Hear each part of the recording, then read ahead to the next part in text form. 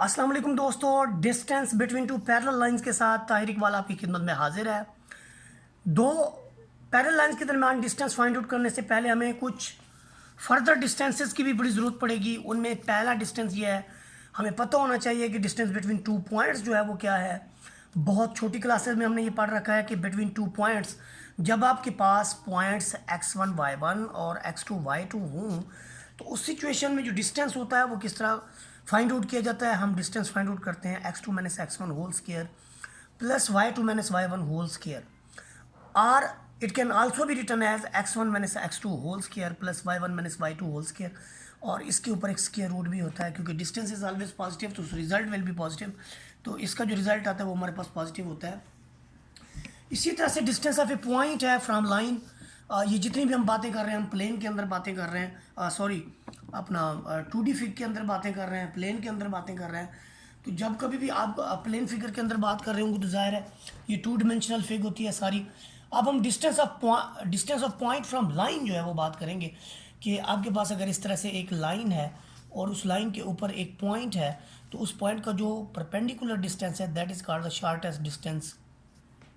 अब पॉइंट के और भी बहुत सारे डिस्टेंसेस हैं, मसलन ये है, ये है, ये है, इस तरह से और भी डिस्टेंसेस हैं, लेकिन जो शॉर्टेस्ट डिस्टेंस है वही हमारा रिक्वायर्ड डिस्टेंस होता है, वही उसका परपेंडिकुलर डिस्टेंस होता है। अब हम अपने क्वेश्चन की तरफ आते हैं। अगर क्वेश्चन ये आ जाए कि find the distance between two parallel lines, तो आप देखें कि जब आपके पास कोई सी दो पैरेलल लाइंस होती हैं, मसलन let we have here two parallel lines, the first one is L1 and the second one is L2. Let we have two lines. Remember that we have to find the distance between two lines. ये यहाँ से ये वाला distance भी बराबर होगा इस point से इस वाले डिस्टेंस तक, इस पॉइंट से इस वाले डिस्टेंस तक। पॉइंट के तमाम डिस्टेंस जो हैं अपने परपेंडिकुलर बिल्कुल परपेंडिकुलर डिस्टेंस जो है ये शुमार होगा। यानी इसमें जो दोनों पॉइंट्स होंगे लाइन के ऊपर, मतलब वैसे तो इन्फिनाइट नंबर ऑफ पॉइंट्स हैं एक लाइन के ऊपर, क्योंकि लाइन फॉर्म ही पॉइंट से होती है। अब देखें यहाँ पर कि असल में लाइंस के दरमियान का कौन सा डिस्टेंस हम फाइंड आउट करेंगे, हम इनमें से कोई भी डिस्टेंस फाइंड आउट करेंगे ये सेम रहेगा, क्योंकि लाइंस आपस में जो हैं पैरेलल लाइंस हैं। अब पैरेलल लाइंस जब भी होती हैं, देखें अगर हम नॉन पैरेलल लाइंस लेंगे, आप अगर लेंगे इसके अंदर नॉन पैरेलल लाइंस, तो फिर सिचुएशन क्या होगी ये गौर करें ज़रा। आपके पास एक लाइन इस तरह से आ जा रही है, दूसरी लाइन इस तरह से आ रही है, let this is L1 and this is L2, तो they will intersect and there is no distance between them. वो एक पॉइंट के ऊपर एक दूसरे को इंटरसेक्ट कर जाएंगी और उनके दरमियान का डिस्टेंस हम कहेंगे कि वो ज़ीरो है। तो इसी तरह से जब कभी भी दो लाइंस के दरमियान का डिस्टेंस मालूम करेंगे तो याद रखें वो लाइंस आपके पास पैरेलल लाइंस होंगी। और पैरेलल लाइंस का ये अब बखूबी जानते हैं कि इनके एक्स के कोफिशिएंट की रेशो ये इक्वल होती है y के कोफिशिएंट के रेशो के, यानी ये 1/3 है तो इधर भी आपके पास 1/3। ये हमने जस्ट इसको 2 पे डिवाइड कर दिया है। तो देखें ये जो आपके पास पहली लाइन है इसको कोफिशिएंट x है, दूसरी लाइन x कोफिशिएंट है, ये आपके पास a1 होता है, ये आपके पास a2 होता है, यहाँ पर कोफिशिएंट 1 है तो ये आपके पास होता है ये b1 होता है, और ये आपके पास b2 होता है। तो इनकी जो रेशो होती है ये इक्वल होती है a1/2 a2, ये आपके पास होता है a1/a2, this is equal to b1/b2 की इक्वल होती है। तो ये लाइंस ऐसी लाइंस जो है आपस में पैरेलल होती हैं। अब सवाल ये पैदा होता है कि हमने पैरेलल लाइंस के दरमियान का जो डिस्टेंस है वो कैसे फाइंड आउट करना है। हमारा जो असल मकसद है वो तो ये है कि पैरेलल लाइंस के दरमियान में डिस्टेंस फाइंड आउट करें, और बहुत सारी बातें हैं जो इस क्वेश्चन में पूछी जाएंगी।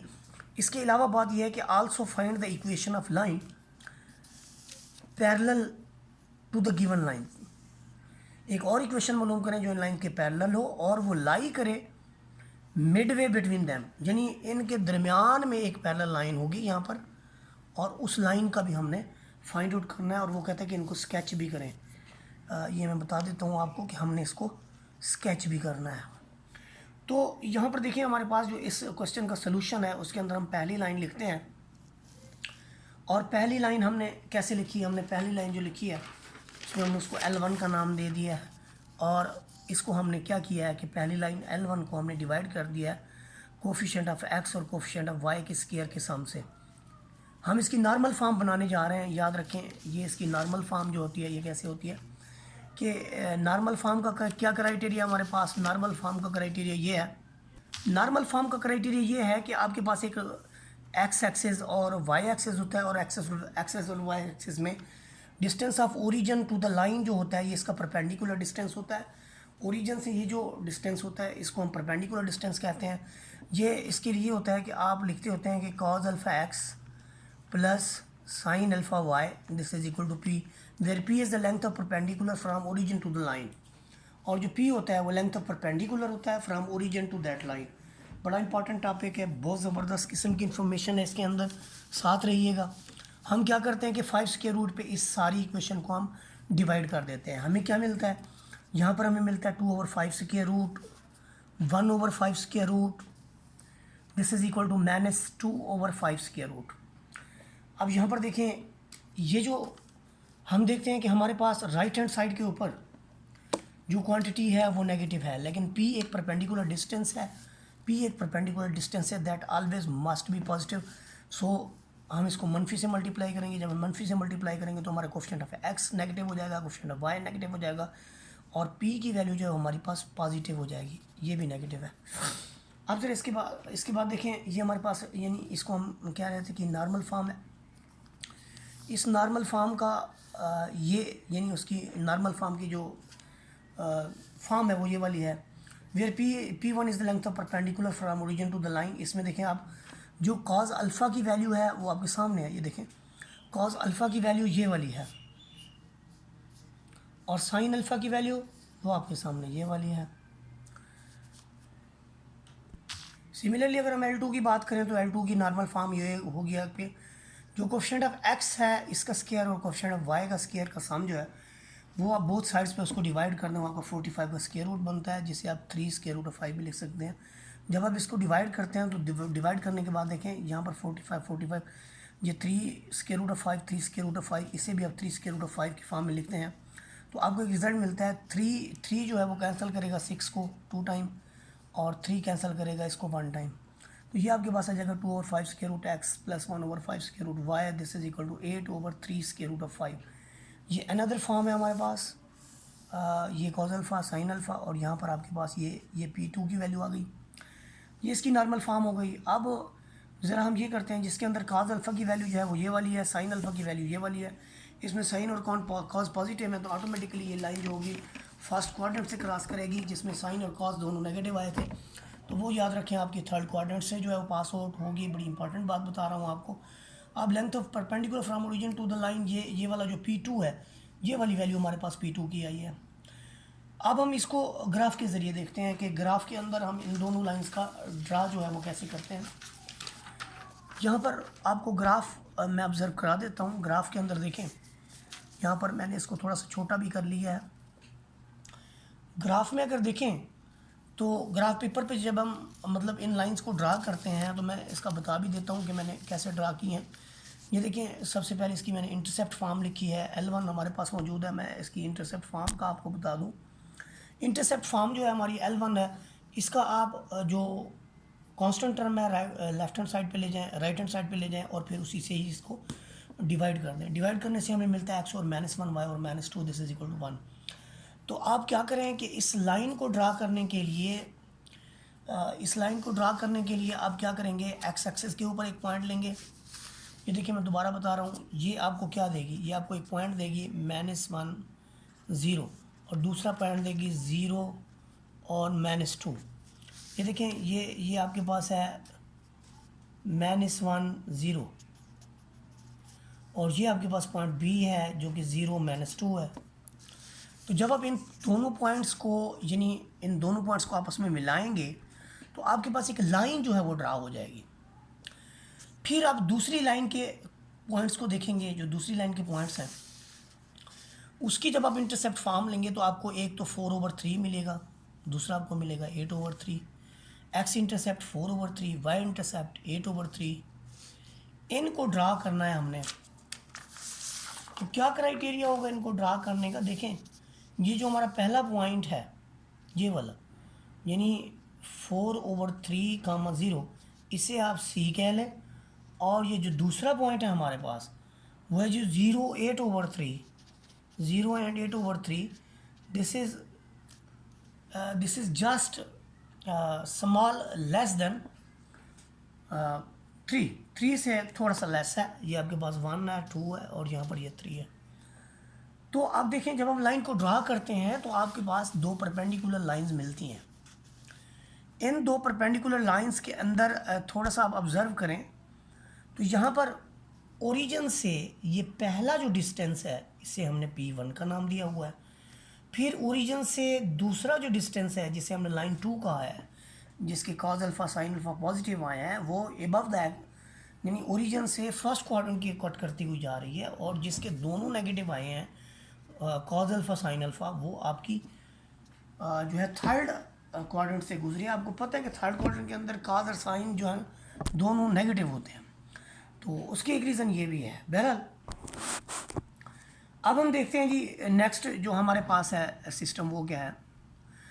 जब हम इसका जो रिक्वायर्ड यानी लेंथ है वो फाइंड आउट करेंगे तो हम इन दोनों डिस्टेंसेस को, क्योंकि ये ओरिजिन से अपोजिट साइड पे हैं, एक आपका ओरिजिन से नीचे है, दूसरा आपका ओरिजिन से ऊपर है लाइन, तो जब इनके दरमियान का हम डिस्टेंस फाइंड आउट करेंगे तो हम जस्ट P1 और P2 को ऐड कर लेंगे। अब हम देखते हैं हमारे पास कि P1 की वैल्यू क्या थी। यहाँ पर देखें हमने जो P1 की वैल्यू ली है वो है 2/5 स्क्वायर रूट। तो एक तो यहाँ पर आप ये लिख लें कि 2/5 स्क्वायर रूट, और जो हमने P2 की वैल्यू ली है वो भी आपके सामने मैं रख देता हूँ। ये हमारे पास है 8/3 स्क्वायर रूट ऑफ 5, दूसरी है जी 8/3 स्क्वायर रूट ऑफ 5। तो दोनों को अगर हम सम अप करें तो ये हमारे पास बनता है 10, 3 2 6, 6 + 8/3 स्क्वायर रूट ऑफ 5, जिसे आप बाद में लिखेंगे 14/3 स्क्वायर रूट ऑफ 5। तो ये तो एक यानी डिस्टेंस है बिटवीन टू पैरेलल लाइंस। तो ये दो पैरेलल लाइंस के दरमियान का जो डिस्टेंस है वो हमने फाइंड आउट कर लिया, यानी 8 प्लस ये बनेगा मेरे ख्याल में। उसके बाद देखिए हमने क्या करना है, हमने ये करना है कि जो थर्ड बात है हमारे पास वो कहते हैं जी डिस्टेंस फाइंड आउट करें। अब वो क्यों चाहिए मेरा पुत्र। देखिए जी स्केच को कवर अप करने के बाद जब हम ग्राफ बनाते हैं तो एक हमारे पास लाइन L1 का ग्राफ है, एक हमारे पास L2 का ग्राफ है। तो हमने यानी ये कि इनके दरमियान का परपेंडिकुलर डिस्टेंस जो है किसके इक्वल है, दैट इज़ P1 + P2, यानी ओरिजिन से ये आपके पास P2 है और ओरिजिन से ही ये जो नीचे वाला है ये आपका P1 है, ये P1 है, ऊपर की तरफ आपके पास P2 है। अब आपने क्या किया कि जो इनके दरमियान का परपेंडिकुलर डिस्टेंस था जो हमने फाइंड आउट करना था, क्योंकि एक आपका ओरिजिन से ऊपर है, एक आपका ओरिजिन से नीचे है, दोनों अपोजिट साइड है, तो ऐसी सूरत में हम इस डिस्टेंस को जो है ऐड अप कर लेते हैं। ऐड अप करने से हमें मिलता है 2/5 square root plus 8/3 square root of 5, और रिजल्ट में आता है आपके पास 14/3 स्क्वायर रूट ऑफ 5। तो ये इसका परपेंडिकुलर डिस्टेंस फाइंड आउट करने का तरीका है जब वो लाइन से एक जानिब हों। बाज़ औक़ात ये होता है कि लाइंस जो हैं वो ओरिजिन से सेम जानिब होती हैं, तो ऐसी सूरत में ग्राफ ड्रा करने के बाद हम देखेंगे कि फ़र्ज़ करें यहाँ पर हमारे पास लाइन आती है, तो ये जो डिस्टेंस होगा ओरिजिन से ये वाला, इसमें से ये फर्स्ट P1 जो है वो निकाल लिया जाएगा। बहरहाल इसके जो है एग्जांपल इसकी भी हम देखेंगे उसके अंदर।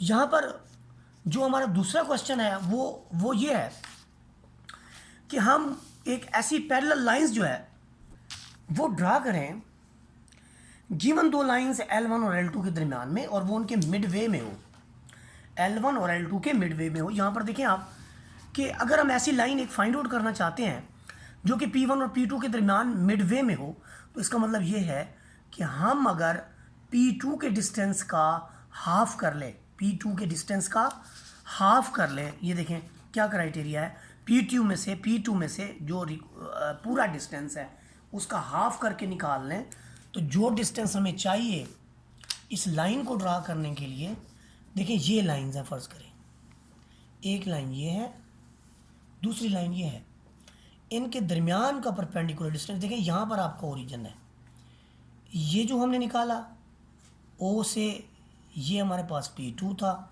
ये वाला जो था O से ये हमारे पास था P1। अब P1 और P2 को जमा करने से हमें मिला P, तो टोटल डिस्टेंस जो है वो P है। अगर हम रिक्वायर्ड एक लाइन लगाना चाहते हैं कि जो कि यहाँ पर आएगी हमारी, वो लाइन उसका जो परपेंडिकुलर डिस्टेंस होगा वो कैसे होगा। फ़र्ज़ करें हम उसको पी स्टार का नाम दे देते हैं, तो वो कुछ यूँ होगा, फ़र्ज़ करें वो आपके पास है जी पी स्टार। तो वो जो पी स्टार होगा इस तरह से होगा कि P2 में से हाफ ऑफ टोटल डिस्टेंस हम निकालेंगे, तो फिर जो आपके पास रिक्वायर्ड लाइन है that is lying Midway between them वो आएगी। और वो हमें कैसे मिलता है, P2 में से हाफ ऑफ दिस, तो 2 1 2 7 ओवर आ जाएगा 3 स्क्वायर रूट ऑफ 5, जो कि हमारे पास ये रिजल्ट है। अब आपके पास देखिए ऊपर 8 है, 8 में से 7 ओवर 3 स्क्वायर रूट ऑफ 5, तो 8 में से 7 गया तो आपको 1 ओवर 3 स्क्वायर रूट ऑफ 5 मिलेगा, जो कि आपके पास रिक्वायर्ड लाइन है। अब आप ये देखेंगे कि एक पी से हम क्या लाइन वो ड्रा कर सकते हैं। भाई लाइंस तो पैरेलल हैं, जब उनकी लाइंस पैरेलल हैं तो पैरेलल लाइंस के लिए आप कोई भी डायरेक्शन रेशोज़ जो है वो लिख सकते हैं। मसलन आप कॉज अल्फ़ा वही वाला लिख सकते हैं और साइन अल्फ़ा भी वही वाला लिख सकते हैं जो कि आपने P2 के लिए लिखा। तो P2 के लिए हमारे पास कॉज अल्फ़ा जो है वो 2 ओवर 5 स्क्वायर रूट था, और साइन अल्फ़ा जो था वो 1 ओवर 5 स्क्वायर रूट था। उनकी वैल्यूज़ को लिखने के साथ यहाँ पर देखें ये आपके पास है जी cos alpha x plus sine alpha Y, this is equal to P star कह लें बल्कि। तो यहाँ पर हमारे पास एक रिजल्ट आएगा 2 over 5 square root x plus 1 over 5 square root y, this is equal to 1 over 3 square root of 5। अब 1 ओवर 3 स्क्वायर रूट ऑफ 5 से अगर इसको मल्टीप्लाई कर देंगे तो आपके पास एक रिक्वायर्ड लाइन आएगी, that line is lying Midway between them, और वो दोनों जो लाइंस हैं उनके दरमियान में भी लाई कर रही है ये वाली लाइन। और अगर आप देखना चाहते हैं तो ये भी 6x + 3y के साथ है, तो इसकी भी रेशियो उसी तरह से होगी जैसे पहली लाइन के साथ मामलात हैं। तो ये मिड वे बिटवीन देम जो है ये हमने फाइंड आउट कर लिया है। अगर आपको वीडियो अच्छी लगी हो तो लाइक शेयर सब्सक्राइब कर दें। जज़ाकल्लाहु खैर।